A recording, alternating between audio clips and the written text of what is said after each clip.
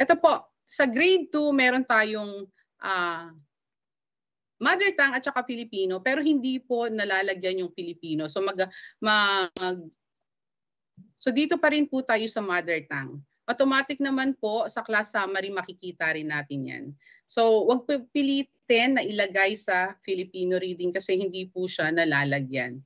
Okay, ito po, ganon din ang proseso. Kailangan ninyo ng LRN, name of learner, and yung ito po natin yung part 1 at part 2 ng ating encoding. Dito po sa part 1, ito po yung gusto kong ipakita sa inyo.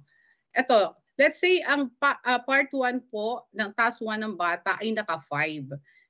Pag naka 10 po siya sa rhyming words, na-open pa po itong iba. Kasi po sa grade 1, kahit napasado pa siya sa rhyming words, hindi po siya na-open, hindi naglalak na po siya. Dito, makaka-proceed pa ang bata sa pagbabasa. Kahit na ang kanyang score sa task 1, kasi ang sa grade 2 po kasi ay hindi na letter sounds. Ang grade 2 po ay pangungusap agad.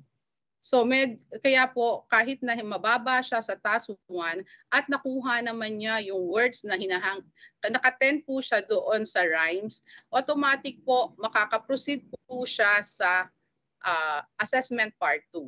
Hindi po kagaya sa grade 1 na automatic na nag-i-stop na yung bata. Ang nakukuha lang po niya ay itong task 1 at saka yung rhymes. Hindi na po siya nakaka-proceed sa iba pang task. Unlike po sa grade 2, ulitin ko po, pwede po. Basta ang score ng bata ay umabot sa 15. Sa grade 1 po kasi kapag umabot sa 15, hindi pa rin po siya makaka-proceed.